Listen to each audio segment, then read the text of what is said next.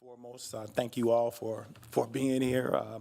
We do want to apologize for, we've had some very bad days with the inclement weather. We all know how that's been. So again, I'd like to thank each and every one of you for being here this evening with us. We have a lot to cover, so we're going to try to get to work right away. We do have quorum, so Rachel, will you complete the roll? Which item did you want to speak on, Sharon? Which item? PCRT recommendations? Sure, that's fine.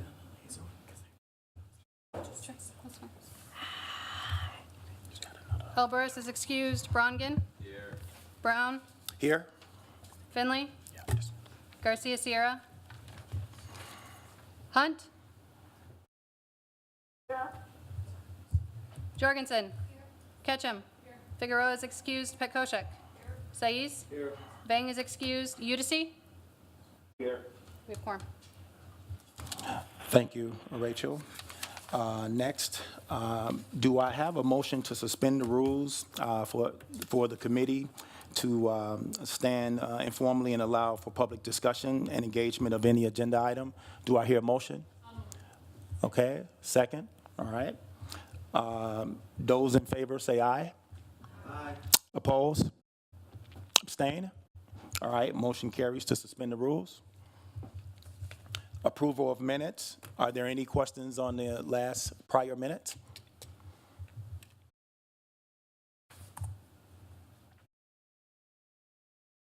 All right. Okay, there's a motion to approve. Is there a second? Those in favor say aye. Aye.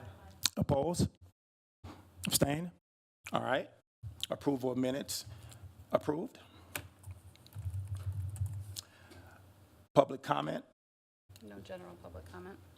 At this time, there is no general public comments. Are there any?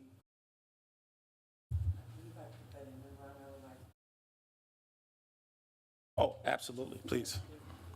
Okay. After she speaks, I'd like to make a just Real general announcement. quickly, I would like to do two things. I would like to apologize for my outburst the last time I was here.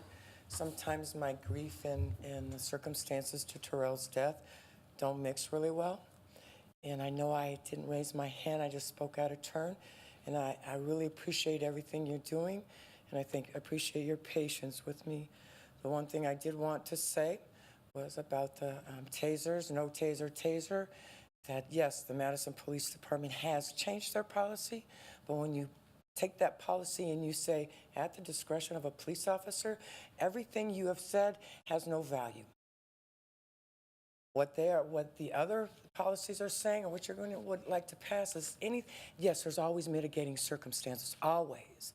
But don't make those mitigating circumstances the quid pro quid, if I want to say, the one that is always to be when an officer says, I was threatened. You have to look at this mitigation, each one of them at one at a time. If you could please just look at that. Because any time it says at the officer's discretion, it gives them the ability to do what they want to do under any and all circumstances. So that I really again want to say thank you, and I appreciate it. And CTR has really good ideas, and I would suggest that you pass them, especially the overview for a citizen overview. The logistics about who's going to be in it and what's going to happen, that doesn't necessarily have to be a part of this now, but to be a part of what's going on in the police department, then an overview will give somebody an idea. Like for me, I do this all by myself. I overviewed this myself and found that there were so many problems, so many lies, so much cover-up that you don't even understand that. But having gone through all the information and all of the evidence, I could tell you, but you don't know that, and you'll never know it unless I go to court. So I'm just saying, past that, it's important. Thank you very much. I appreciate it. Thank you very much. My apologies to everyone for being late. Coming straight from teaching a class is the fastest I could get here, so. We just went to one general statement. She just made it, so Carrie's not here. Is Carrie here? Appears that Carrie Rathbun, our writer, is not here. I'm not sure she knew she was supposed to be here. I can take this opportunity, though, to just to fill you in that that Carrie is working away. She's drafting. She's working with Matthew and me. We've taken on a few specific portions of the report that were perhaps some of the more delicate or controversial or complicated areas that we've each written up drafts of them. She has done some editing on them and given them back. She's working on some other portions. So we are in the process of writing, but especially given since this agenda item also has the timeline for the final report to the Common Council, I can also say to you, given the 3 meetings we've now missed and the contract negotiation problems with getting Carrie started, there is no way this is going to be done by February 26th. So we're going to have to ask the Common Council for another extension. And I'm inclined to ask them to extend the deadline by 3 months and hope, I haven't even had a chance to talk to Tom about this, hope to have it done in 1, but avoid the necessity of having come back again. So I guess, I don't know if we need a vote on this or if I can just tell you this unless people object to my requesting this, but I don't know, what do folks think? Let's hear from the committee. Matt? Linda? Sue? You guys okay with that? Sean? So I'd say let the minutes, I think the minutes reflects that, oh, go ahead. Louise? Yep, sounds good. Okay. Jackie? Yep. Very good. Okay, so I think by unanimous consent, we've agreed that we will ask for another 3 months, hope to do it in 1, but we'll ask for another 3. We have another, General speaker. Sorry, just before, because people are going to get talking, if you want to speak, because we are in the chambers tonight, hit your mic so that City Channel can record it and everybody else can hear you. If nobody objects, would it be all right for us to, within this request to the council, that we will continue with urgency to get this done? Even though, like, just more being really explicit, even though with, like, plan in a month, but still just be explicit that we're still planning to continue with urgency. Okay. Definitely, we'll get on it right away. And as to show you our full attention now, I want to introduce to you Karen Kapusta-Pofall. She's our new council legislative analyst, and she has been studying you from afar, and now she's here in person. And so she and our chief of staff will be discussing how we move forward, but I will definitely ask to draft that extension and introduce it at the next council meeting. I should also tell you that I had some conversations with Kwame? Kwesi. Kwesi, thank you. I know I was going to get that wrong. What's his last name? Kwesi. Oh, Kwesi is last. What's his first name? Kwesi's his first name. Okay, that's what I thought, Kwesi. Anyway, who staffs the council, right? And he has asked me for a memo requesting this, which I will get to him this week. So I think that's the process. That said, John. we have a public comment from John Brown. Yes. Yes, my name is John Brown. I am the director of a service called Unified Madison. It's a wraparound service of all services. So I talk directly to service providers and the clients they serve so the clients can get the treatment they need. Also, I'm civil rights. And also, I have found a lot of complaints amongst the people services in state and government. So I come to this practice right here to say that I want to understand if this practice is against the infringing on people's rights that they don't know about in Dane County, Madison.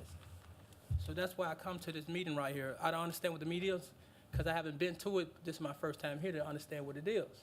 But I'm just here to see that when we make a policy, do infringe on those rights who don't know they have rights. So that's the only reason I'm here. Thank you. I see also that I neglected to realize that we have a comment on agenda item number 1. So, Greg Golembeck? Actually, given the prior discussion, yet there's no need. Okay. Sorry about that.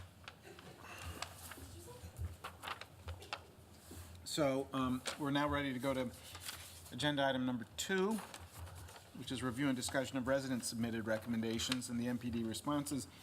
And we have a comment from Emilio Rico Maurer.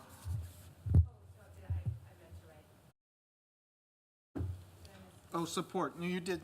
Mine. I'm just having all kinds of problems. You support, but didn't wish to make a So comment. just not to speak, just in support for both of these. Okay, and the same with Nathan Rico Maurer. Okay, so those are noted. All right, This is for 3. we're ready to go on to agenda item number 3, which is, I'm sorry, 2.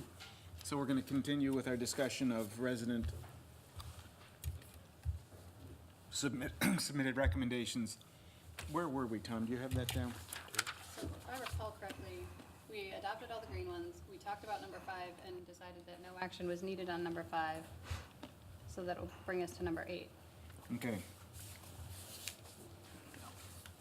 We're up to number 8, which is that MPD should modify its foot pursuit policy to decrease risk of adverse events by specifically including A, a directive that officers maintain a safe distance until sufficient backup is available. B, a provision that no sworn members shall be criticized for deciding against a foot pursuit. C, a provision specifying safety-enhancing explicit restrictions on foot pursuits, such as in Portland, Oregon policy, including, among others, prohibiting foot pursuit of armed suspects unless no alternative is feasible, and delay would present a threat of death or serious physical injury to others. D, a provision directing officers to consider factors related to the suspect's behavior when deciding on foot pursuit. E, language requiring officer to continually assess whether to continue pursuit. F, a provision specifying that whenever possible, the first officer to reach the suspect should not go hand-on with them, but should wait for backup to take that role. This is marked red because my own summarizing of it, interpretation was that MPD did not embrace this thing, at least not in full. But I wonder, Assistant Chief Wall, if you could maybe help us understand what exactly the MPD's position is on this recommendation. Yeah, and we started talking about this at the last meeting, and the O.I.R. report had a recommendation about foot pursuits with some recommendations on our foot pursuit SOP. And as we said in our update in November, we've changed the foot pursuit SOP to respond to some of the recommendations, or to the recommendations that O.I.R. had. So I think concern number 1 is not to have a moving target where we're continuing to change our SOP so frequently that it's difficult for officers to keep up with. A second piece of it is these concepts in general are things that are incorporated in our training and things that officers are familiar with already and as part of the foot pursuit training. But as we've discussed in some other contexts, we want to be careful not to make our SOPs into lesson plans or training manuals, and not to have too much detail in them so that they lose meaning and they get too long. So those are sort of the two concepts that are issues for us, and I think that's sort of where we stand on it. Chief, if you don't mind, I'm sorry, could you just repeat the last sentence or so, just for the purpose of the audience? I'm not sure if everyone heard the last part of that. Could you just repeat just the last sentence or two? Well, one of the issues that I think we've discussed in some other contexts is not having your SOPs sort of morph into lesson plans or training manuals. And so the SOP is naturally not going to have every single detail of how we train an officer or what exactly we expect of them. And that doesn't mean that it isn't things that we go over in training, but it's important that your SOP manual doesn't end up to be a 3,000-page document. Okay. Dr. G had a comment he wanted to make on that. Oh, yeah, okay. Dr. Glenbeck, you want to come up here? Any mic is fine. Yeah.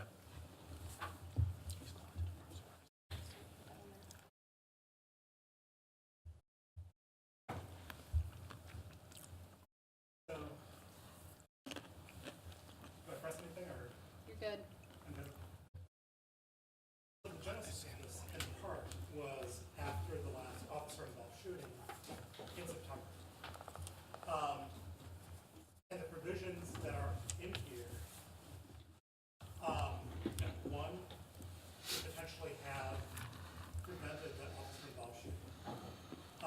two are not currently in policy.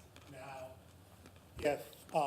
if MPD wants to, if this could be adopted, but MPD wanted to defer modifying the policy in this fashion for another year so that it's not, like immediately on top of the most recent changes, I think everybody is probably fine with that. But the current policy, even with the O.I.R additions, does not address critical features. For example, one of the provisions in here,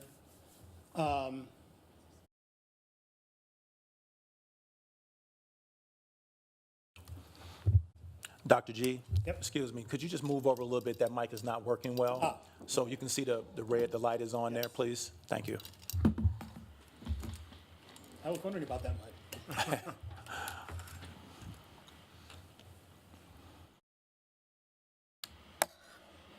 So for example, with the last officer-involved shooting, the suspect had pulled a knife, and pursuit continued despite that. For example, from the news story, pulled a knife, pointed toward Zalaka, who was alongside Stein. Stein continued running and stopped at the 400 block. He again pulled the knife, pointed it towards Zalaka, and then the officer felt they had to shoot. So pursuit was continued even though it was clear the suspect was armed. One of the provisions in here, modeled on Portland, Oregon policy, would not allow that unless it were really essential for it to happen.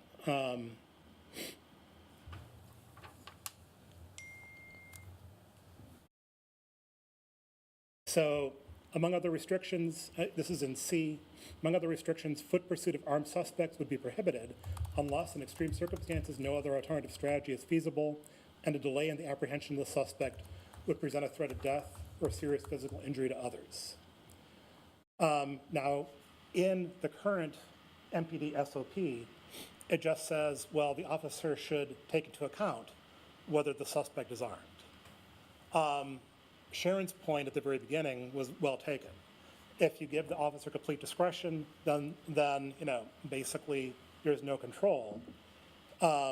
Whereas what we're recommending is a provision that would allow an exception if an officer felt it was really essential to continue pursuit. Otherwise, there would be, threat of death or serious physical injury to others. But otherwise, to go into basically tactical pursuit mode rather than continuing foot pursuit at that time. The provision F, specifying that whenever possible, the first officer to reach the suspect should not go hands-on with them, but instead should wait for backup to take that role. I doubt that that is what's currently not an MPD policy. I kind of doubt that's what MPD trains. That provision comes from a recommendation from Philip Atiba Goff of the Center for Equity in Policing, because it became clear to him that when a foot pursuit happens, officers are often very adrenalated, they're chasing the suspect. Usually how the foot pursuit ends is the suspect gives up. But at that point, the officer who's been chasing him is very likely to use force and more force than is required. And the recommendation of the Center for Equity in Policing, this provision was adopted by the Las Vegas Police Department. They saw use of force drop by apparently a third.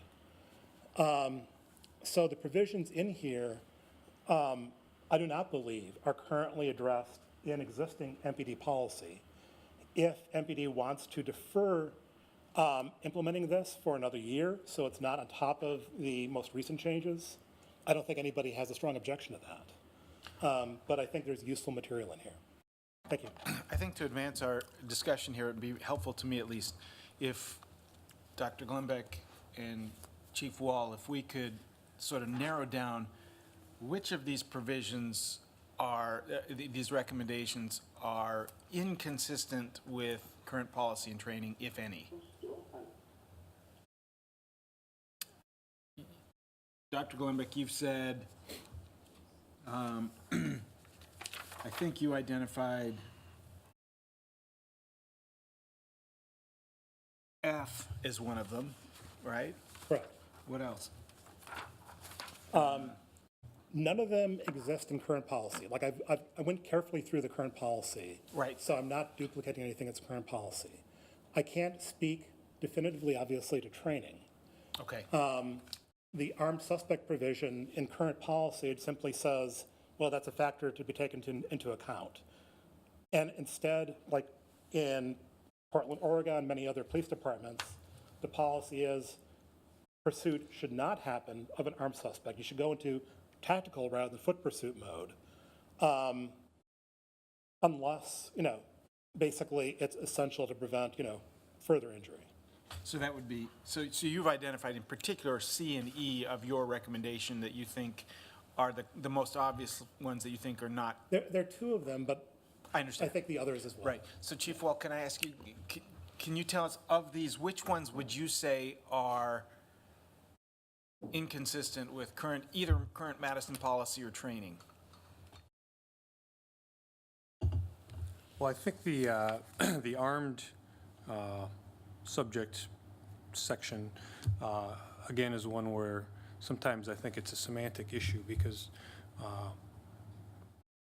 there's different ways to do a foot pursuit and different strategies in terms of how close you're going to get and how much you're going to rely on backup. And one mode is you're trying to catch and tackle, and the other mode is you're trying to keep someone in your sight and keep an eye on them until other officers arrive. And that's generally the preferred. But in terms of chasing someone who's armed, that's how that would be incorporated into our training. That obviously, if someone's armed, you're not going to try to get yourself in close proximity to them until you have additional backup, if you're able to. Sometimes the suspect's behavior is going to dictate how that outcome happens. So I would certainly be hesitant to say we're not going to chase someone or try to engage someone just because they're armed. They could be running into a residential community, as was the case in the incident last fall. So that is, again, that's something that's covered in our training, but certainly I would not want to put that forth as a prohibition. We do talk about assessing the pursuit during the pursuit. We talk about considering other factors and other strategies, certainly. We talk about maintaining a safe distance until backup is there. So those pieces are in our training. Again, they're just not in our SOP expressly.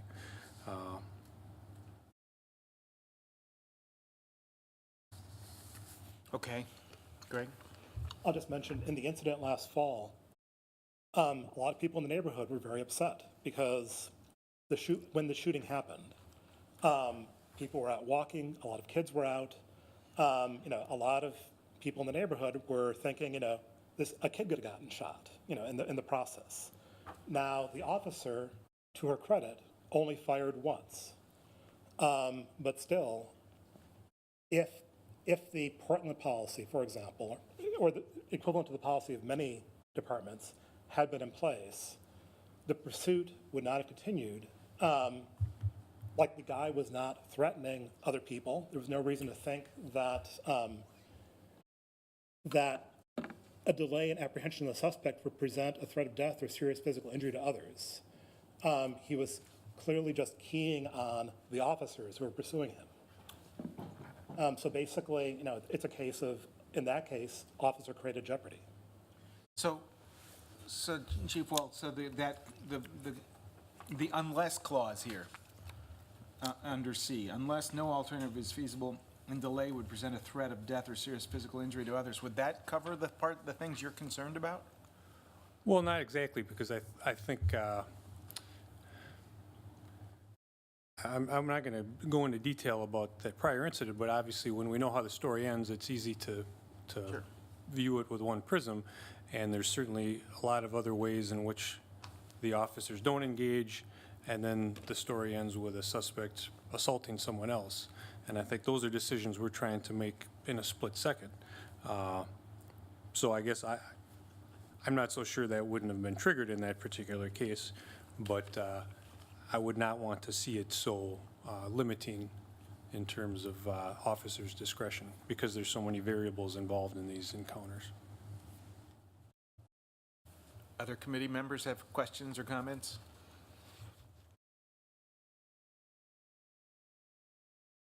Yeah, Chief, this is Luis. Luis? Yes, go ahead. Can you hear me okay? Yes, very well. All right.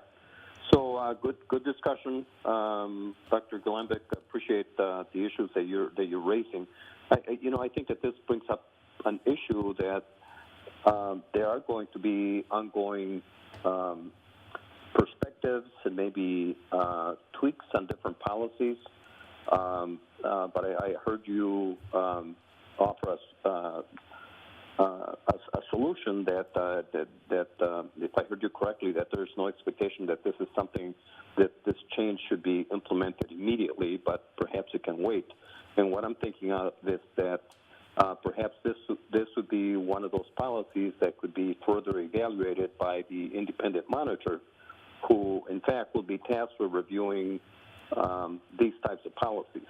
I think that this one really bears more discussion. Certainly, we want to ensure that that the safety of the community will be first and foremost, but at the same time, the safety of the officer. And at the same time, I think that we need to also be conscious of the fact that situations can quickly escalate and get out of control if this policy and the training are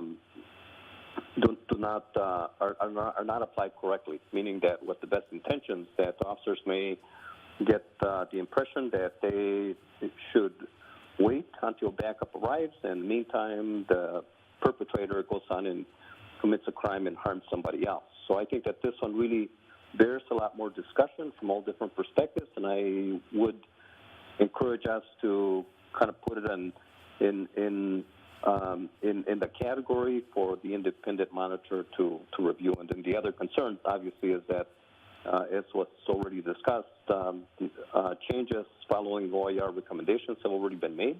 And if we continue to make additional changes, I think that could be counterproductive at this point. So I do like Dr. Glenbeck's idea that perhaps this does not have to be implemented immediately, but simply perhaps put into a category where it can be reviewed at a later date. I suppose, Luis, one way. So can I just get some clarity? Yeah. This is Jackie. Can I get some clarity? Yes, please. Go ahead. Okay. So basically, Mr. Luis, what you're saying is this is something that we want to table for further discussion, and we're talking about how officers pursue people who are on foot that are perceived to have a weapon. Is that where we are? It's yes, but it's a little broader than that. It's rules governing when officers pursue people. Sometimes they will have weapons. Right. So one of the things that I just heard, and I just need to get some clarification on this or whatever, and some understanding. So part of this is, and I'm glad that the suggestion, and I support the recommendation to kind of table this or allow this to have further discussion, because one of the things that is the biggest problem, and like for the whole police and the way they're monitored kind of issue, is that the officers are left to use their own discretion in so many areas. And even in this, I still see where that is going to be, that's going to be evident. So, yeah, I don't know how much I can get from being on the phone in the meeting. I apologize, but when we move these meetings from 5 to 6:15, that limits my availability in the evenings because I'm a single mom and I got a kid I got to pick up by 7:30. Otherwise, I just have stuff, and I didn't have anyone that could pick her up for me right now, especially when the weather was since the weather has been the way it is. So I do have to go pick her up in a few minutes. But I just wanted to interject that in there. I need to really start, get caught up in the readings too, but I needed to process that out of my head because that's what I heard. Okay?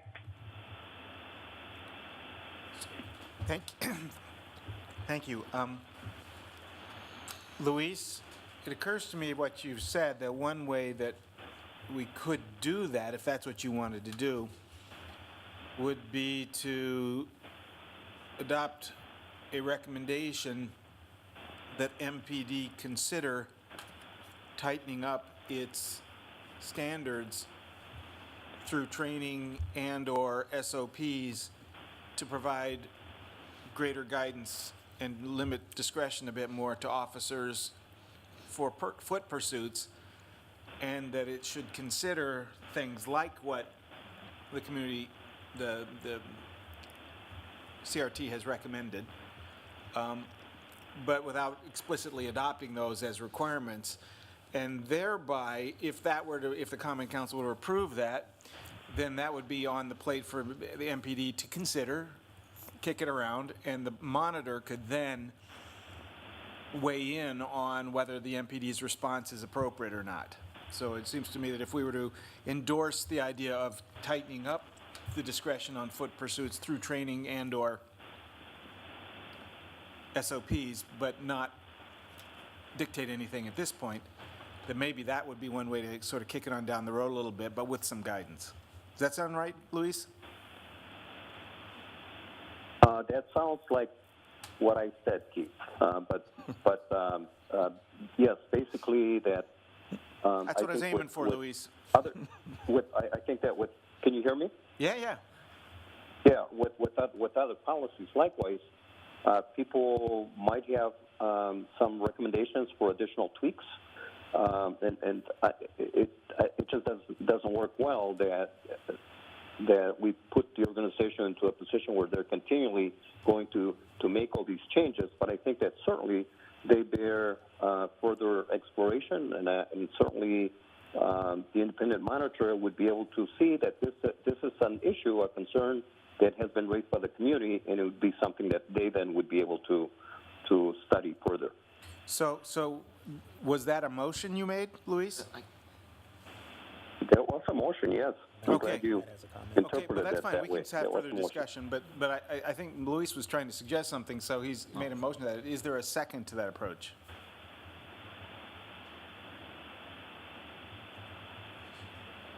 So the motion, as I hear it, Luis, is, and you correct me if I'm wrong, is to adopt a recommendation that the Madison Police Department consider in the near future, revisions to its training or SOPs to tighten up discretion that officers have about engaging in foot pursuits, and that in considering those revisions, it should consider things like those recommended by the CRT here.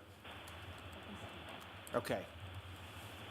So we have a motion and a second, and I think Matthew had wanted, so now we're at discussion. So Matthew, go ahead. I got to bring up actually an area of concern here, not necessarily on this exact motion, and in a sense I'm kind of okay with it, but specifically around us being concerned about constantly changing SOPs within the current MPD SOP and changes that they make, and worrying about our recommendations to any SOP because of recent changes, and they're worried about making too many different changes, whatever, if this kind of makes sense. Like as far as one of the arguments against this was to saying that, well, we already updated our SOP, so we're worried about, changing it further, right? So really that means anything that we put forward right now that's a change to the SOP could then be criticized as really any changes to an SOP as far as too many. And I don't think that's necessarily on us to take into account. We need to figure out the best recommendations going forward. Now, again, when it comes to implementation, I think some of that is something that we need to consider. But at the same time, when we talk about independent auditor, talk about the Common Council and MPD itself around best ways to implement these things. In my eyes, the idea that we should be concerned about putting forward a good recommendation or putting off a good recommendation because it possibility that it might be too quick for an SOP is just not prudent and bad form all around in all parties. We should put forward things, and in the most expedient time possible. If that's going to be a year from now, then that's a year from now. But again, I'm just a little worried about us getting caught up in whether or not SOPs are changing too much, too frequently, and end up diverting too many things based upon that type of mentality. Can I just ask for a quick clarification in that regard? Vic, was your concern that we're changing too many, that any changes to SOPs, or to this one in particular because it's been changed recently? Well, part of it is the recency, and part of it is, in the last 14 months, we've been working on the O.I.R report and doing a lot to respond to those recommendations. And so I think part of it is it wasn't just that we decided to do this, that this was in response to the O.I.R report. And then if we're, moving the goalposts, that makes it more challenging both for us internally and for the officers as they're trying to process these changes. Were there changes to the foot pursuit? Yes. Okay, so there were. All right, so that's what I'm trying to figure out is. Yeah, that's what I was speaking, because I know there's been a lot of changes to MPD SOP. Right. And, it's just kind of, well, okay. These recommendations weren't passed. They took it upon themselves to do this. Bravo. At the same time, that shouldn't be used as an excuse to slow down anything more that we put forward. I hear what you're saying. I'll tell you my own concern about just adopting these is that I hear Chief Wall saying that some of these are pretty complicated questions about when foot pursuits are appropriate and when they're not, and I frankly don't feel like we have heard enough to make good judgments about that. Well, this is more so in general. Like, I'm just. I understand. Yeah. I'm adding a different comment. Okay. No, I understand your point there, and so. And I think this late in the process, it's going to be hard for us to really get in and make informed decisions about some of these really issues deep into the weeds about some of these things. So my own view would be that I like Luis's motion because it endorses sort of the principle, but doesn't impose any unworkable demands on the MPD that we're just not really, I don't think, experts enough and don't really fully understand well enough to do. That's my own view, but that's my part of the discussion on this. Other comments or thoughts? Yes, please come up to a microphone.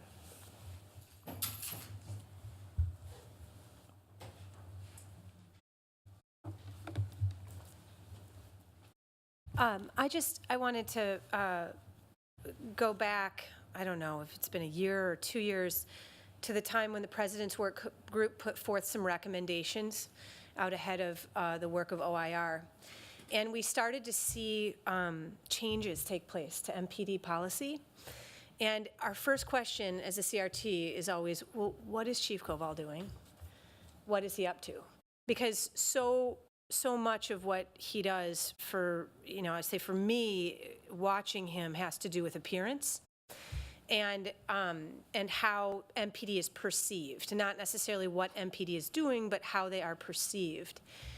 And so part of our concern, we had a concern about them starting to change policy. Why are they changing it ahead of getting the community input?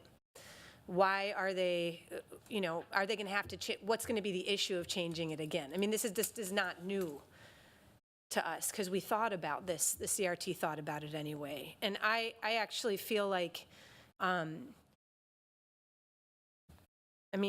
Greg has made a study of this, and I know no one questions any of this probably in this room just based on the information that he's brought to the table, but I feel comfortable saying that the CRT, and usually in this case, in this process, with Greg at the helm, doesn't put forth anything that hasn't been researched ad nauseum. And so I agree that the excuse needs to be not, well, we don't want to keep changing it because that's hard. Well, you just hired 16 more officers. I think that, there's time and space to do that if it's necessary and it makes people safer. There's got to be a better reason than that. that we just can't keep changing it because then officers are confused. Well, then stop changing until all the recommendations have been brought forth from the community and O.I.R.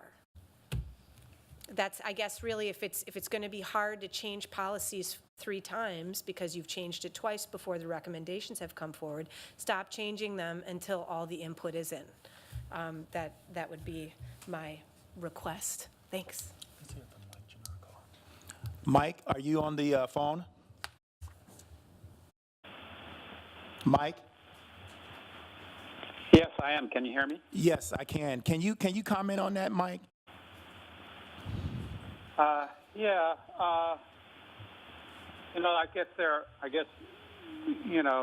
There have been a lot of moving parts, and I can understand, the need for this process. On the other hand, it has been a year since our recommendations were issued, and I do think that those that MPD agreed with are sound recommendations. The sooner they get into place, the more the department would benefit from implementation of those recommendations. So I understand why there was an interest by the police department to get started on that, because in addition to just changing the language, there also has to be a training component, and there has to be an assurance that the new SOPs are becoming incorporated into the culture of the police department. To the broader issue about the foot pursuit ads that Dr. Jill Lembiak has suggested, I think that they would be helpful either in policy or training to advance this notion about how foot pursuits are inherently dangerous to both the officer and the person being pursued, as well as the community at large when this dynamic event occurs. And the way to do that, I don't know that there is one perfect way to do that, but I'm generally supportive of finding a way to get those concepts before police officers in Madison.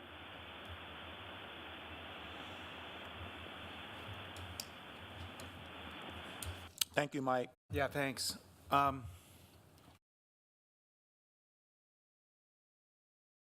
I just want to comment from my own perspective again also that I understand what you're saying, but I want you, Vic, to know that from my perspective, I think it's a good thing that you've been making changes in response to the O.I.R. report. That's what I would hope a responsible police department would do, is look at them and use it as a moment of self-reflection and opportunity for improvement, and I think you've done that. But I also don't know that that alone is enough reason to not move forward. The fact that there's been changes made may not be alone enough to make this change that's being recommended. My bigger concern is a substantive one, which is I believe that Greg has researched this and that these are all sound recommendations, but I also believe that the police department has experience in these matters that we just don't understand. And I don't feel like I'm in a position to make a judgment about those.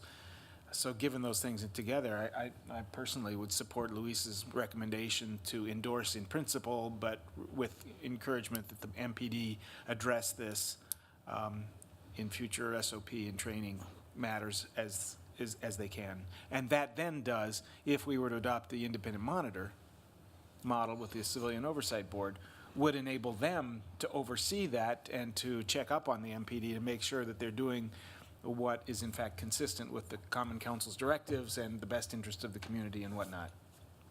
And it sounds like, let me just piggyback on that, Keith, and it sounds like with all of those efforts and commitment, there would be more consistency, which would bring forth more transparency.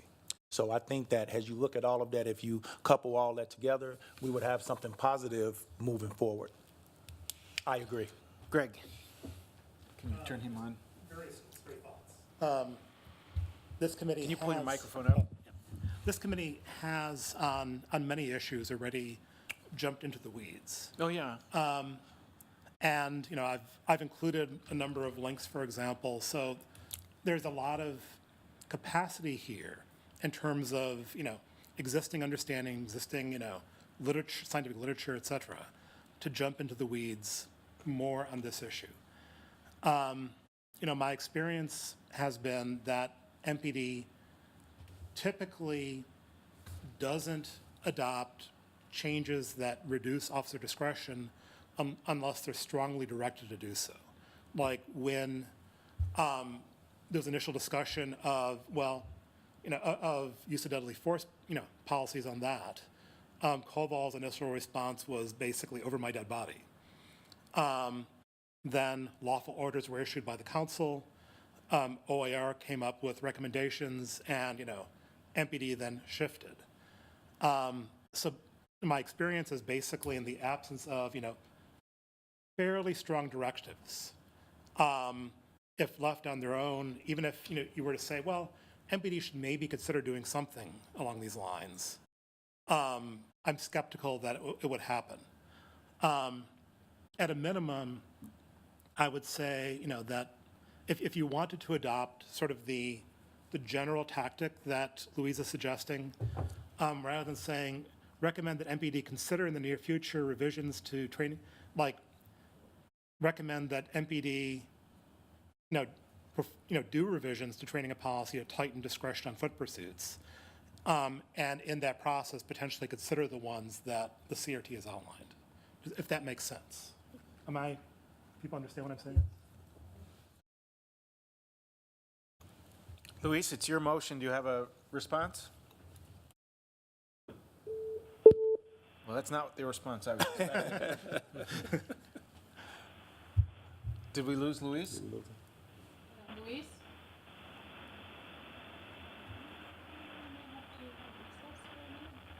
All right, we're going to have to recess for a minute to see if we can. Hey, listen, y'all, I got to go pick my kid up, and I'm going to lose this call when I go out of my car. So, Okay. Thanks for participating, Jackie. Yep, all right.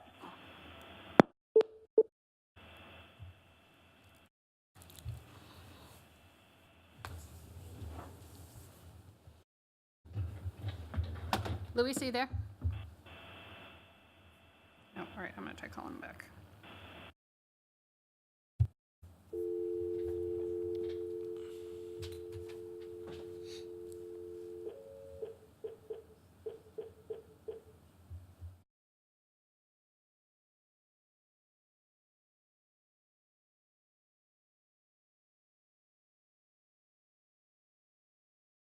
Hello.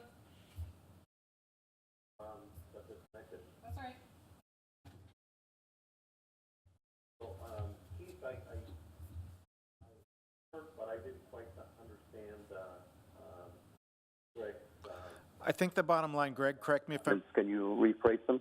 I think the bottom line, and Greg, correct me if I'm wrong, was that he would suggest that we adopt a recommendation, not that Madison Police Department consider revising its foot pursuit policies and training in the future consistent with these recommendations, et cetera, but rather that Madison Police Department should revise its policies on foot patrols, foot pursuits to cabin discretion, and in the process of revising it, should consider things like those recommended by the CRT. So it's a subtle shift, but it's a shift from should consider revising to should revise, but still these specifics are matters that the MPD should just consider. They're not mandated at this point. Okay. Greg's nodding his head yes. And the last word is that they should consider CRT's recommendation. Yes. Yeah, I'm fine with that. Okay, so any objection to considering this amended to that effect, to state that? Is there further discussion on this motion? All right, let's call the vote. All those in favor, say aye. Aye. Aye. All those opposed? I think that is carried. Rachel, you got it? Mm-hmm. Okay. Let's go on to number 12. All right. City of Madison should advocate access to opioid against therapy.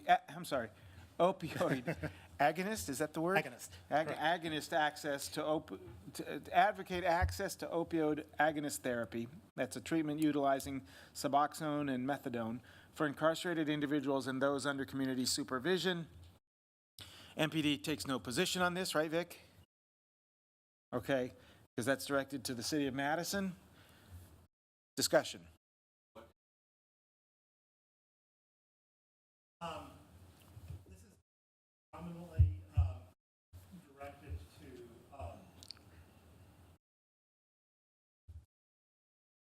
like this with currently in the jail, there is no access to Suboxone, there's no access to methadone. If somebody is on Suboxone or methadone, they have to cold turkey when they go to jail. That's against all medical recommendations. This is basically a no-brainer.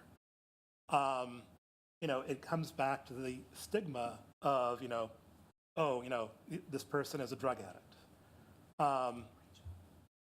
And it's a problem because, for one thing, if somebody is stably on, Suboxone and they go into jail, they're off, they come back out, if they're to use, then there's much greater risk of an overdose.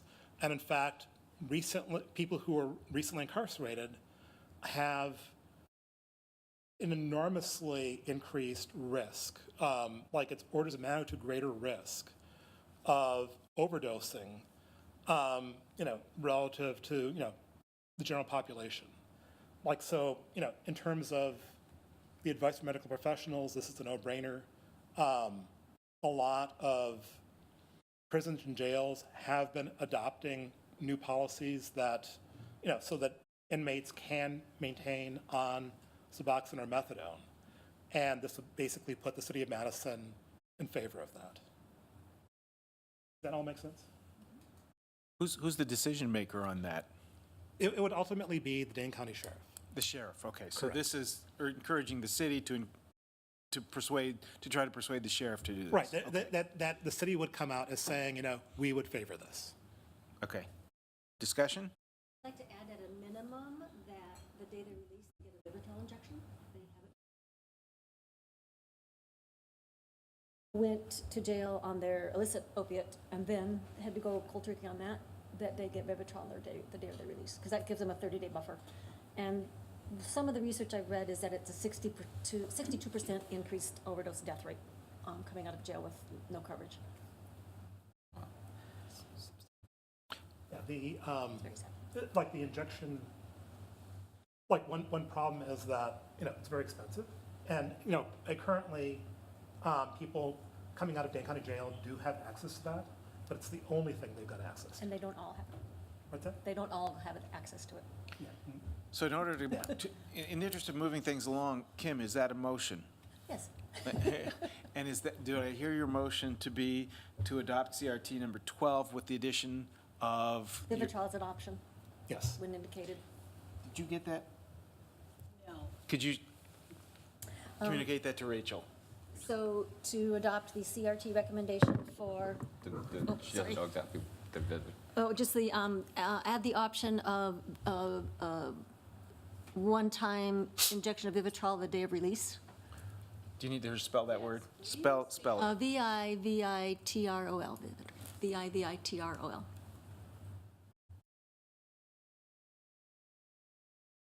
Linda? I'll second. Okay, we have a motion and a second. Further discussion. I'd like to make a motion to amend this and say the city of Madison and Dane County government should advocate and so on and so forth with the rest. I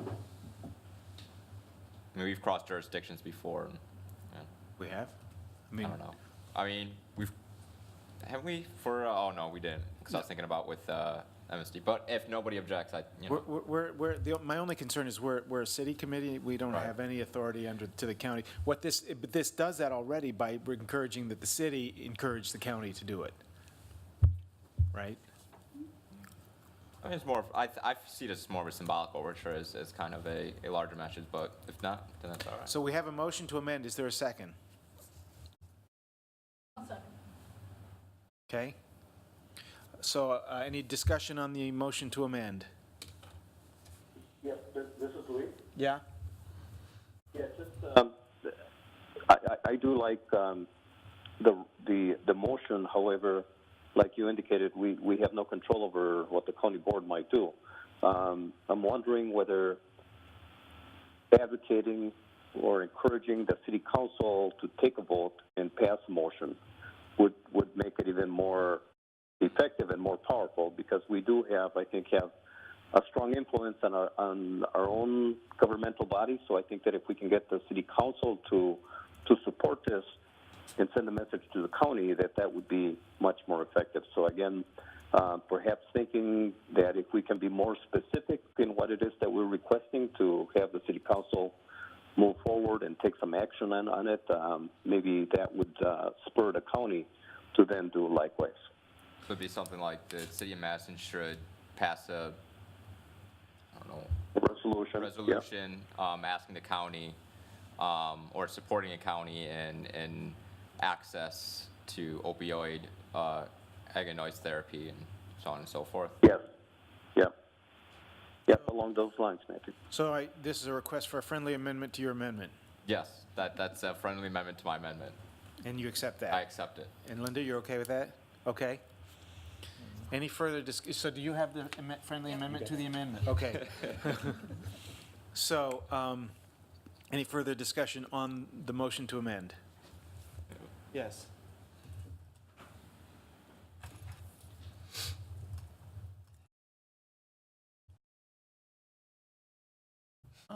As you recall, I'm sort of recently joining this group. Sorry not to know that you were here before this. This is a similar issue, but I've heard enough stories about people that have recently undergone surgery or pregnant women who are under medication that, when arrested, are without their medications, in addition to whatever trauma the arrest and being jailed until they can make bail makes. It would be nice to have some consideration of or provision for medications for people under those circumstances. That's my addition there.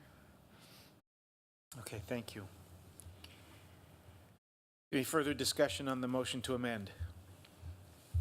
All right, all in favor of the motion to amend, say aye. Aye. Aye.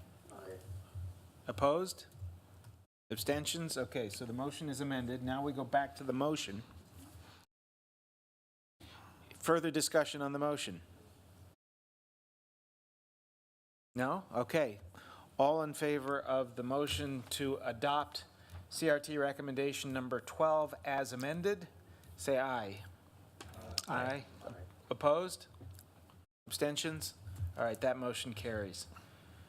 That brings us to CRT recommendation number 13. CRT is recommending that an additional sentence be appended to recommendation 73 as was amended by the committee previously. This has to do with re-interviewing individuals involved in witness officers after an officer-involved shooting, I believe. And the CRT recommendation is that the additional sentence at the end should be that a re-interview of the involved and witness officers should be considered necessary if there is any possibility it would provide additional information or insights. MPD opposed recommendation 73 and therefore continues to oppose this as well. Right, Vic? Am I getting that right? I don't want to put, Yeah, and our only point is that if the outside agency interview covers everything possibly that we need to address our administrative internal investigation, we don't think it makes sense to have a policy that requires us to go through the formality of an interview with the officer when there's nothing to be gained from that. As a practical matter, it's very unlikely that we wouldn't re-interview these officers ourselves, and that's what our practice has been. But that's our only concern with the actual codifying it. So your concern is that this is a little too broad. Your concern is with the language that says if there is any possibility it would provide additional information? Yeah, because I think that will always be the case. Okay. So what if it were changed to say if there is any reason to believe, more like a reasonable suspicion kind of standard, if there's reason to believe it would provide additional information? I think that would be fine. I don't have any, that we wouldn't have a concern with, as long as it's not a mandate without any sort of flexibility. Okay, Greg, what are your, what? So I communicated with Mike about this, and you probably should, ask him. Okay. Like, he's in favor of the original O.I.R. recommendation, not how it was amended. The sentence we suggested would have the same effect essentially, so I think he would be probably in favor of that. But you should ask Mike, because, when we've communicated, he was quite clear about this. Okay, yeah, let's hear from Mike. I think that makes sense. Mike, you there?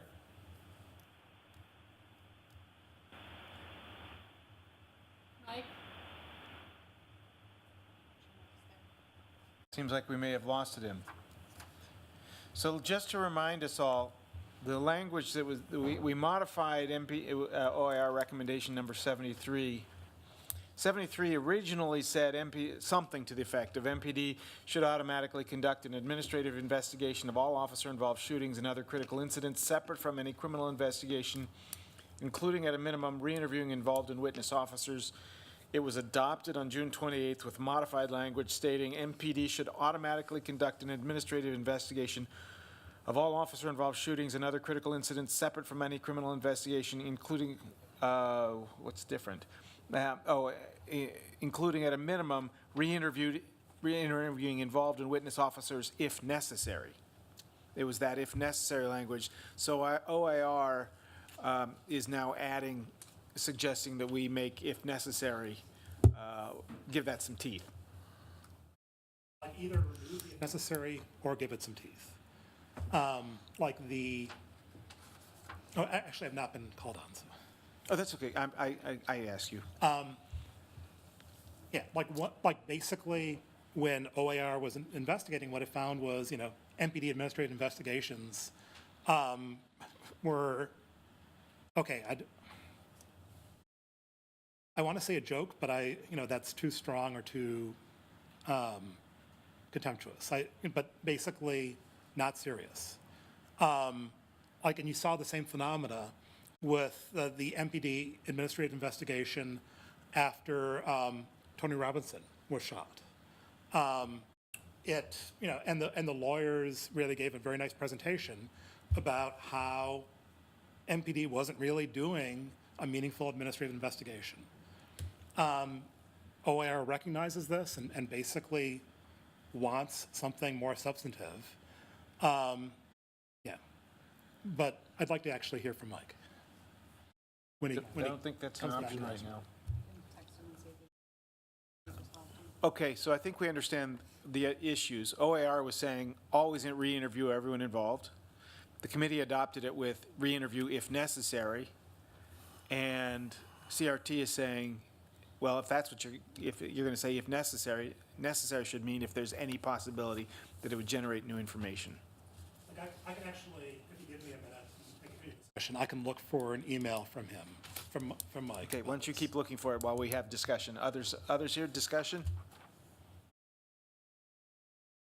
And let me complete, you heard it all, but just to make sure my summary is correct, MPD's position is if we were to change that from any possibility to reason to believe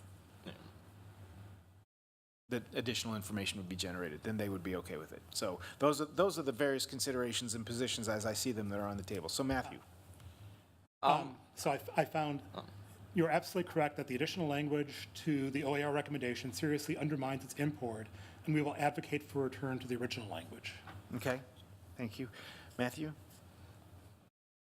Can I get some, I guess, further distinction between, why, what was the specific language again? Not any possibilities, it was the, if, if necessary. Oh, so wait, hold. Not no. To MPD's response. MPD's Was willing response to was they didn't, the idea about any possibility Right. was sort of basically eliminating the if necessary, because there's always some possibility. So it basically is I think MPD's, I don't want to speak for you, Vic, if I'm getting it wrong, but to say that if there's any possibility means always. Right? So in other words, MPD is seeing this change as a revision back to the original, essentially functionally back to the original O.I.R. recommendation, which we amended as a committee. Right. And to say, to limit it to those situations where there's reason to believe would still mean you know, it's not a very high threshold, but at least there'd have to be some threshold Right. before re-interviewing. Does that clarify, Matthew? That clarifies. Yeah. Thank you. I mean, with that said, and hearing both parts, and also hearing back from bit from that bit from Mike on email. I mean, you know, in a way, I'm in agreement that giving it teeth is important. Making it focused is important. Leaving out, you know, this is I guess it really depends on how you see things, but definitely a philosophical thing of how I see things, particularly to, you know, with police is I don't give them a moral authority, meaning they're just humans. Somebody that's a police officer is just as likely to act in their own self-interest as anybody else.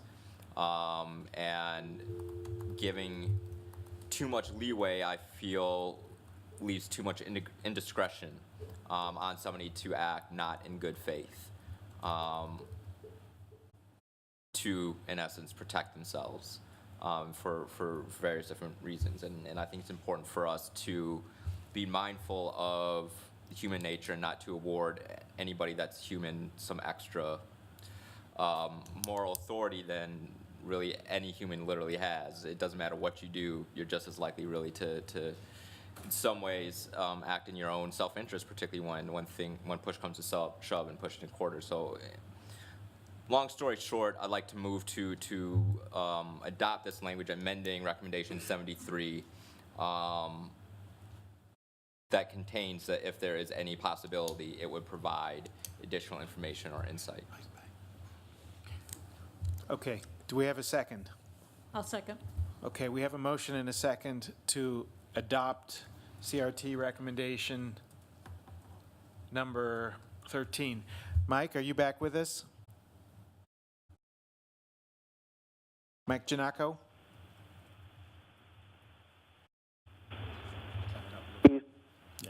Are you there? This is Luis. Yeah, oh, Luis, yes, go ahead, Luis. Yeah, I don't know if Mike is having the same problem, but I just got booted off. I was on music on hold. Yeah, that was while we were trying to get Mike back on.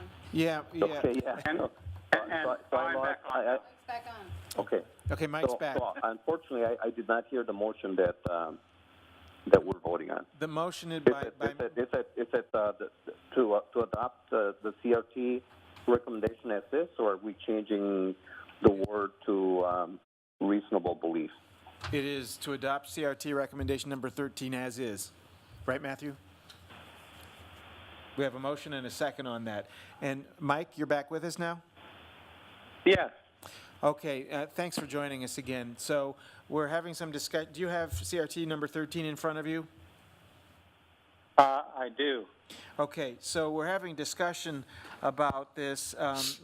MPD is voicing concern that this language that says that you would re-interview people if there's any possibility it would provide additional information or insights is too broad because there is always some possibility. So basically, this would be to revert to the original O.I.R. recommendation that you always do it. And CRT has suggested to us that they thought you would probably be in favor of that because you thought they should always do it. So we just wanted to get your take on this. Yes. And I think when this discussion came before you all, I wasn't available, or at least not part of this process. So I do think that the recommendation should always should create a situation where an officer involved in a critical incident like a deadly force incident should be interviewed for purposes of administrative review. In my experience, I have not yet seen an interview conducted by a detective that couldn't be or shouldn't have been embellished to get into tactical issues and other decision making that the district attorney is not going to be interested in. And we always find additional questions when we're actually doing this interviewing to ask the officers involved, because there necessarily will be additional areas of inquiry for them. The other advantage of doing it for everyone is that it doesn't stigmatize or require a differentiation deciding, oh, this one's a real questionable incident, therefore we're going to interview them again, as opposed to this one, which looks straightforward, so there's no need to learn from it. I just think that the best protocol is to have two interviews. Okay, thanks. Other questions for Mike? Other comments or discussion? Linda? I just wanted to say the reason I second is I support what Matthew had said. I don't see, I think having that reason to believe, I just don't see, I think it's wordsmithing. I don't see how that is any different than as necessary. So I think it should be incumbent on the department to do as thorough an investigation, and if that includes basically automatically doing a second interview, I think that that's warranted. I think it's reasonable, and I think it's in the best interest of the community. Okay. Further discussion? All right, let's call the question. All in favor of adopting CRT number 13, say aye. Aye. Aye. Opposed? Abstentions? Okay, that carries. CRT number 14. Madison Metropolitan School District should be encouraged to consider implementing the Becoming a Man program, a cognitive behavioral therapy program for at-risk youth to improve academic outcomes for at-risk youth and reduce juvenile crime. It is getting late. And again, MPD has no position on this one, right? Because it's directed to the school district. Discussion. I'm sure that your report tells us about this, but I don't remember what it said. Can you just remind us what this program is? I don't know what it is.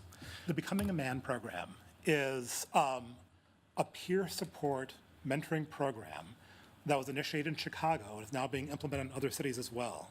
That's been wildly successful. It has also been the subject of the largest randomized controlled trials to date of any such intervention. So the evidence base for this is extremely strong. And the finding is that, one, it improves academic outcomes, but also it reduces crime. And it reduces crime in a much more enlightened fashion than basically using a law enforcement approach. And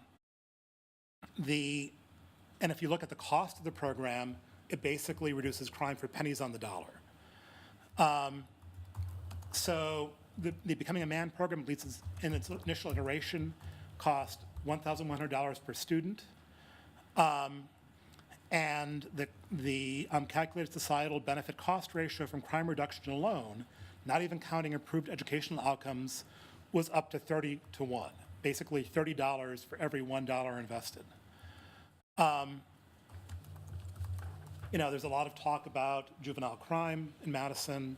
I personally find, some of the talk fairly regressive in its approach.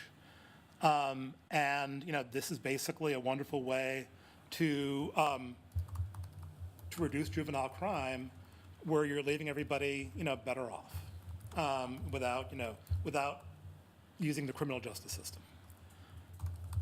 And if you have any more questions, I can try to answer them. And I've got a write-up here in the set of CRT recommendations about it, and a bunch of links. Discussion, motion, anything? Do we have a second? I second it. Okay, we have a motion and a second. You get to pick who seconded it, Rachel. Further discussion? There's also evidence of a treatment dosage effect. So basically, the more of the Becoming a Man sessions that a person participates in, the greater the effect appears to be. Focused on young boys. Yes, and I would actually like to see it include young women as well. I'd like to make an amendment to with this, that MSD adopt this recommendation for young boys, but also exploring adopting this for women or girls in the school district. You good with that, Linda? Okay, so the motion, we'll accept that as a friendly amendment to that motion, or your own amendment to your own motion, whatever it is. Further discussion on that? All right. Oh, yes, Sue. Is there a comparable program for women? There isn't at this point, but. no, Use that's the model and. Yeah, use the model, like you can easily adopt the model. Yes.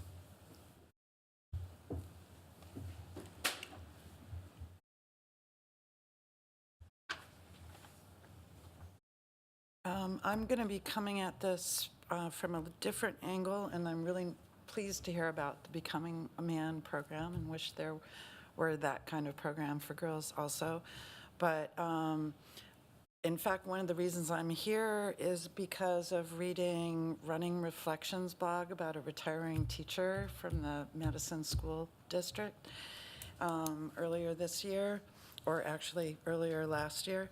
And one of the things that really affected me to the point where I had to start doing something about it was the fact that a restorative circle was being used in the behavioral education plan. And it was clear from the blog that the teacher and the students referred to in that blog had no idea of some of the basic principles of restorative circles. And I'm also really clear that the way restorative justice has infiltrated its way into our community, it still views this as disciplinary. And it's not tracing the complex harms. And I really would like to recommend further investigation of restorative circles, not justice, to trace the complex harms that occur in this community. Because these kids, we call them at risk, but they're at risk from structural elements that have built our society to be the way it is. They're not, I mean, it makes them at risk from themselves, but they're responding to our society. And we're never going to fix our society if we don't start looking at the complexity of these causes. So. Thank you. Further discussion? All right. All in favor of adopting CRT 14 as amended to include girls or young women? Say aye. Aye. Aye. Opposed? Abstentions? All right, that is adopted. Before we go on any further, let me just take the pulse of the group. How late are folks interested, willing to go here tonight? Because if it's okay with you, before we break, I would really like us to at least do some discussion of agenda item number 3, because that's a big one. And we're clearly not going to get through all of these community recommendations today anyway. So, do you want to jump to that now, or? Okay, let's take that up now, and then we can come back, if that's okay with everybody. Yeah. Sean? Okay. Okay, so, what's that? Luis, you still have me on the line?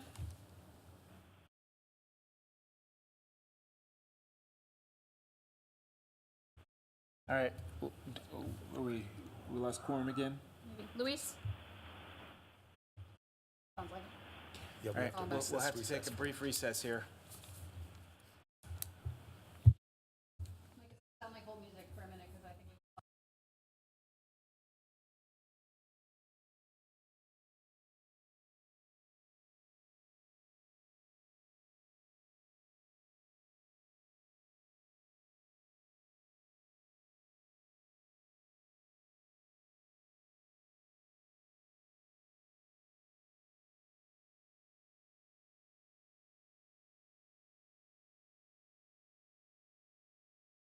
Yeah, Luis, we're going to come back to number 2 either after we do 3 or at the next meeting. We just wanted to make sure we got to this one.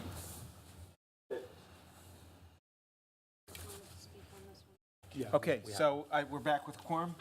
Okay, Greg, you wanted to speak on number 3? Yes. I emailed you all an article, Getting It Right. Building, let me see what the full title is. Anyway, it's about how to set up the most effective civilian review boards. And one of the recommendations in that, which is actually what's being used now in Newark, it's also was recently adopted by Nashville. It's used in a couple other places as well, to have the members of the board be nominated by different community organizations. And I've spoken to a lot of people in the CRT. I've spoken to just a lot of random community members. And everybody seems to favor this. I know some people have written to you all about it. Some potential draft language that I came up with that could be included as the penultimate sentence of Section 2A in the current proposal. Quote, a majority of the members of the board shall be nominated by a designated set of community-based organizations that have an interest in civil rights, immigrant rights, disability rights / mental health, racial equity, and social justice. So that's some potential draft language for it. But the basic concept is that the majority of the board would be nominated by different appropriate community organizations. Does that make sense to folks? Okay. You sent that to us in an email, that language, right? I'd like to make a move to adopt that language with us having, maybe on another agenda item, deciding, which community organizations to name on that list, but put that language in there and leave that blank space. Okay, so we have draft language. The request is to add to what is now Roman numeral 2A, which defines the Civilian Oversight Board, language at the end of that paragraph that says, and I'll read it again, a majority of the members of the board shall be nominated by a designated set of community-based organizations that have an interest in civil rights, immigrant rights, disability rights / mental health, racial equity, and social justice. Right?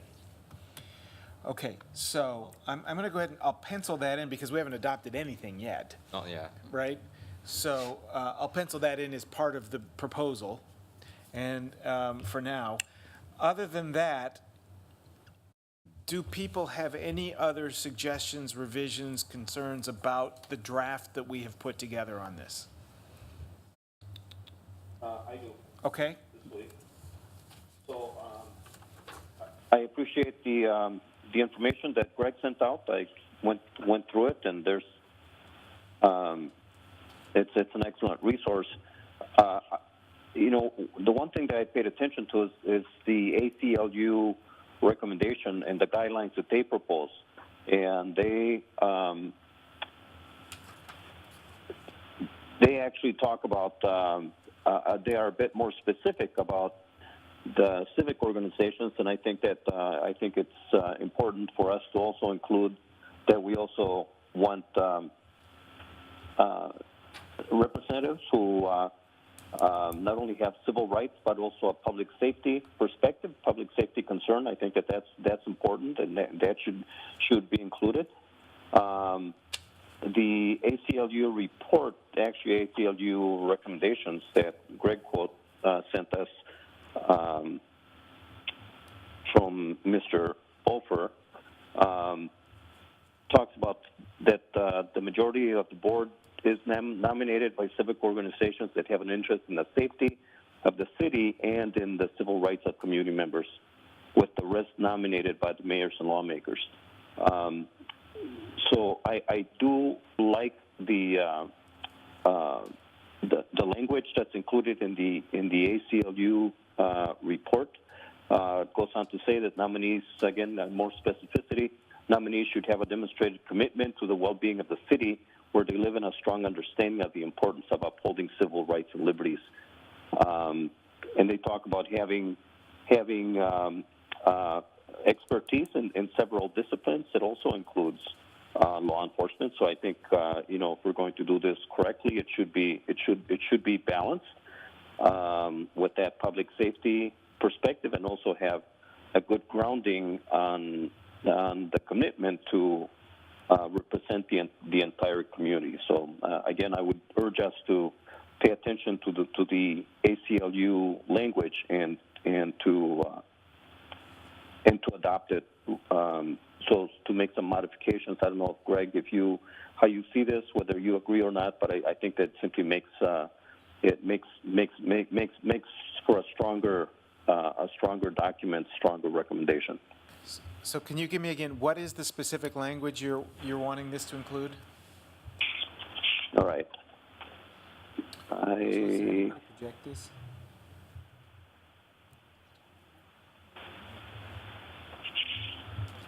Again, it's from Udi Ofer, Deputy National Political Director of the ACLU and Director of the ACLU's Campaign for Smart Justice, and formerly Executive Director of the ACLU of New Jersey. And again, he does agree that the board majority should be nominated by civic organizations. But again, he qualifies that by saying that the board, the majority of the board is nominated by civic organizations that have an interest in the safety of the city and in the civil rights of the community members. And goes on to ensure that nominees to the board should have expertise in a relevant field in order to be appointed, such as legal, civil rights or law enforcement background. The nominee should have a demonstrated commitment to the well-being of the city where they live, and a strong understanding of the importance of upholding civil rights and civil liberties in policing. They should also believe in a police department that operates in a transparent and accountable manner. And goes on to say no member of the board should be a current or former employee of the police department that the board oversees, and the majority of board members should not have a law enforcement background. And then makes an important statement: the Civilian Complaint Review Board will only be as strong as its authority to conduct independent investigations.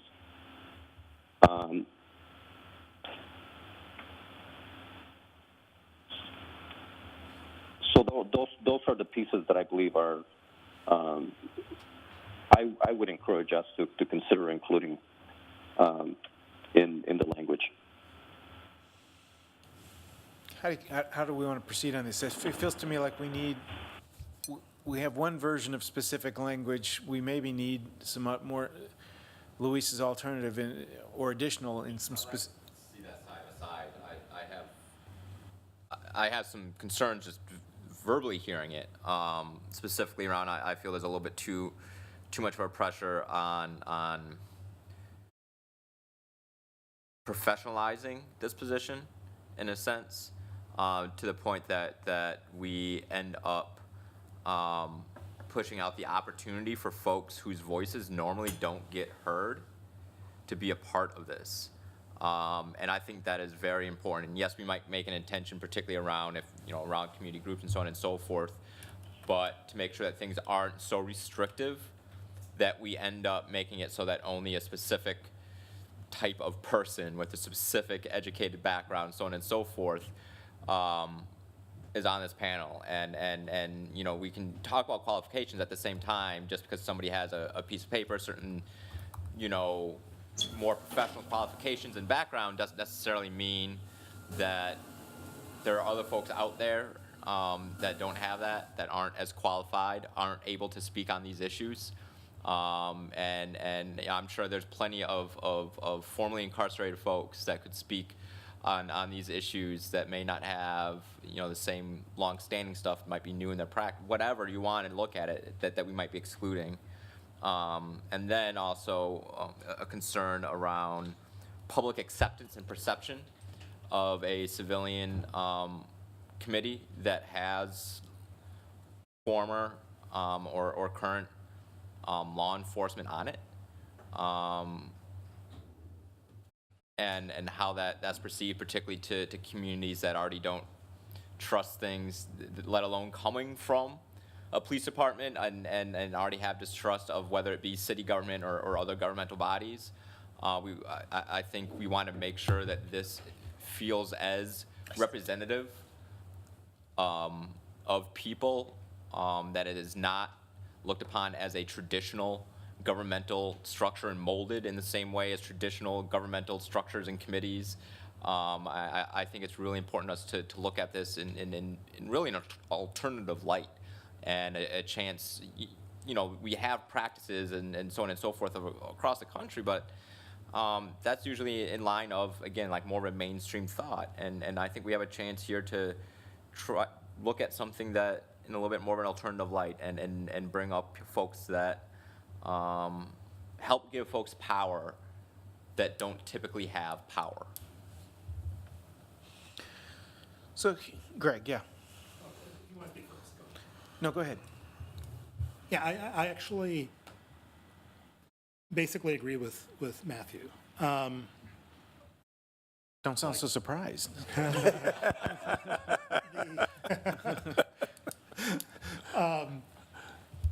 Like one of the provisions, one of the words that was mentioned, basically people who are concerned about the safety of the city. But I think everyone here, all the current representatives in this committee, are one of the concerns is the safety of the city. I also think about the Syracuse Civilian Review Board and what made that review board, what makes that review board, in my eyes, somewhat special, more effective than many. And that comes back, I believe, to the socioeconomic diversity on that board. So like when Matthew was talking about, people that are highly credentialed, well, when you stack a board with people that are all very highly credentialed, you really leave out representation for, part of the city.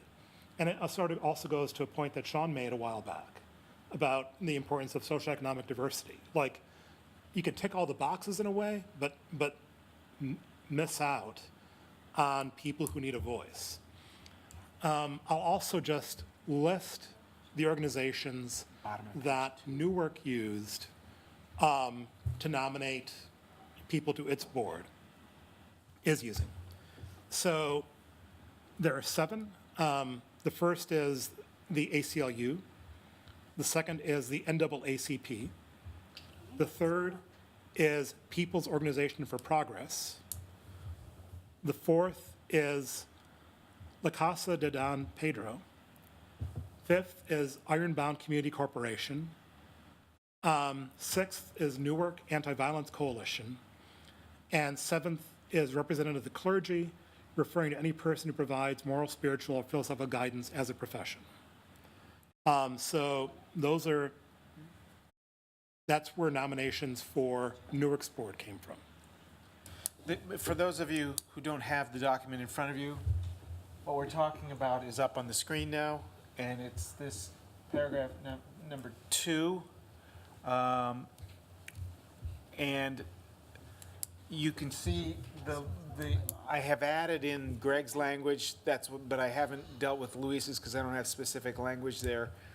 So as you can see, what this provides is that the language already says that the Common Council and the mayor shall appoint various communities to ensure diversity and inclusion of Madison's various communities, including but not limited to representatives of the African American, Asian, Latino, Native American, and LGBTQ communities, as well as the diversity of ages, socioeconomic status, work experience, gender, geographic residence, and organizations in the fields of mental health, youth advocacy, and AODO, and including individuals with arrest or conviction records.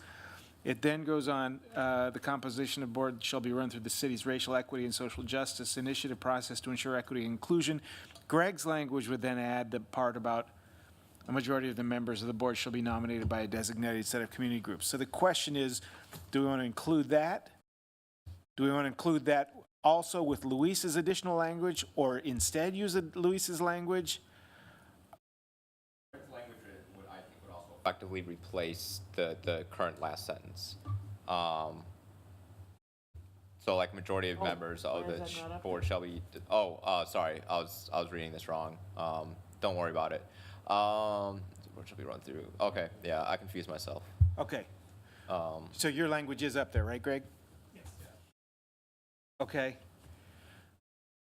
So I think in fairness to this whole thing, we should, my own view, and this is my suggestion, is that we invite Luis to write up his alternative language and submit it so that we can compare apples to apples next time. And also that we can post it on the agenda so community members can look at the two different bits of language and respond to them. So I'm thinking that maybe we should table at least this part of this with the opportunity for Luis to submit his language. Does that sound okay, Luis? Yeah, that sounds fine, Keith. But again, keep in mind it isn't necessarily my language. I am simply recommending that we follow the ACLU. The key elements from the ACLU. Yeah, I understand that. Which I think are very, very sound and would make it a very strong body that the community can get behind. I think that we want the community to have faith and confidence that this is a board that's made up of people who are not only objective but also have the appropriate expertise. And there's no question that we can find people from all types of different backgrounds to represent the community on the board. But I think that we're simply saying, hey, it's not just anybody who can sit on it. We want you to bring something to the table, and simply follow the ACLU guidelines on what the criteria might be. Great. So, Luis, can I task you with sort of summarizing what you see as the important parts from the ACLU recommendations to provide the additional or alternative language that we want to consider? Yes. So again, following the ACLU recommendations, and I already No, I don't mean right now. Who that is. Nominees to the board should have expertise in a relevant field in order to be appointed. Luis, do you want me to name that, or do you want me to write it up and send it to you?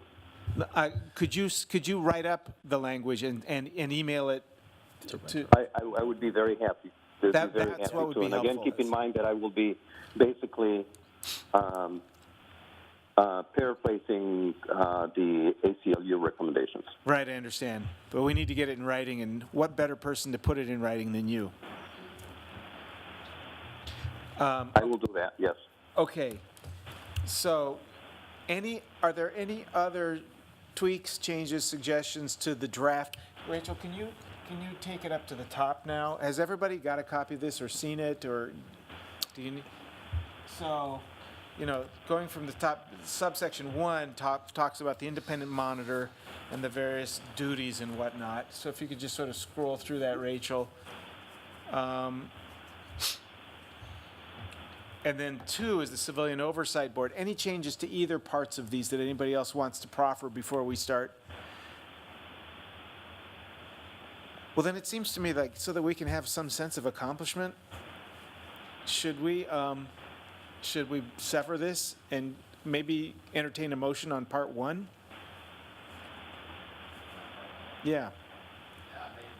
To adopt part 1 and table part 2. Okay, we have a motion to adopt part 1 as drafted here and table part 2 to consider Luis's additional language. We have a second. Any further discussion on that? All right, all in favor say, Luis, yes? Please, I'm sorry. I'm sorry, just because communication keeps cutting out. Could you just clarify what part 1 is and which part we are tabling? Part 1 is the part that defines the creation of the Office of the Independent Monitor and the Okay. independent monitor's duties and qualifications, et cetera. Okay, I'm good with that. Part 2 is the Civilian Oversight Board. Okay. I understand. Okay. So, all in favor of adopting Part 1 tonight and tabling Part 2 to consider Luis's language at the next meeting, say aye. Aye. Aye. Opposed? Abstentions? All right, Part 1 is adopted. And we will await with bated breath Luis's additional language so that we can consider it for next time. Yes, Greg? I'll just point out that what Louise is suggesting and what I've been suggesting are not strongly in conflict. Like, even in the ACLU report that Louise is quoting from, it says, in Newark, the newly established Civilian Review Board will be composed of 11 members, 7 of whom will be nominated by civil rights, immigrant rights, and community-based organizations. So he's holding that up as an exemplar. So there's some difference in emphasis, but Okay, fair enough. Well, that's why I think having the side-by-side comparison of the two language will make whatever differences there may be clear and what similarities there are clear, so. Okay, And Keith, could I just make a request that we ensure that everyone has a link to Greg's document to Greg's or document. or resend it? Yeah, Which because document? that's the one that I'll be referring to. Right, or his, Oh, to his, the his Getting It email, Right? which he sent, yeah, actually, you sent it yesterday, Greg? not sure if it was, No, January 21st. You sent it. that was the first time I sent it, right. Okay, And okay, and but actually, I would suggest also include access to the Newark language, because that's also useful. So what are you suggesting about that? I'm sorry. Also include access to the Newark language. In an email? Is that what you're saying, or? Yeah, like I've quoted it in the email and I linked the ordinance. Can that you was get it initially- to Rachel so that she can circulate it to the Please. committee? Yes. Okay, thank you. Thanks, Greg. All right, let me take the pulse of the group. Go back to agenda item 2, or have you had enough? Sean? Sean has made a motion to adjourn. We have a second. Oh, wait, Second, before, so- wait. Can I, before we adjourn, can we talk about the next meeting?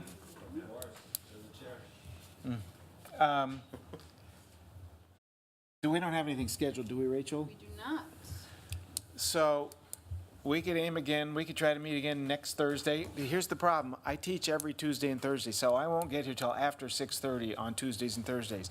If, it sounds like that's a problem for Jackie, do you want to entertain a different night of the week?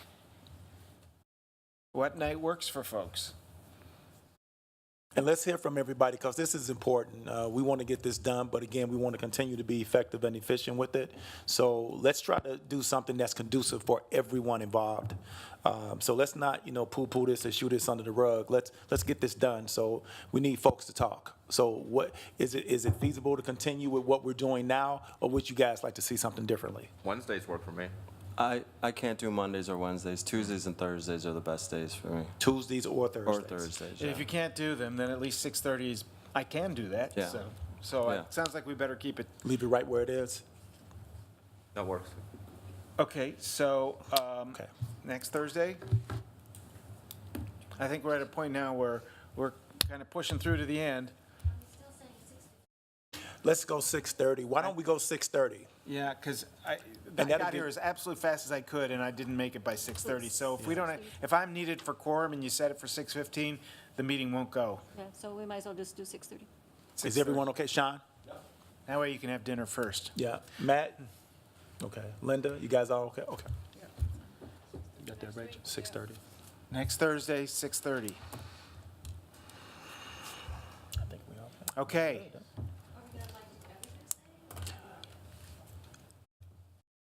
Too soon? Yes, so we'll talk about it, but I guess we can see how much progress we make next Thursday and how we're doing on the writing. Because once we adopt everything, then I think our work is largely done until we have drafts to be going over of the written report. Okay. So if we can finish this, all these recommendations next week, we may be able to have a little break until we have some written product. Maybe she'll have written product for us in 2 weeks, so I don't know.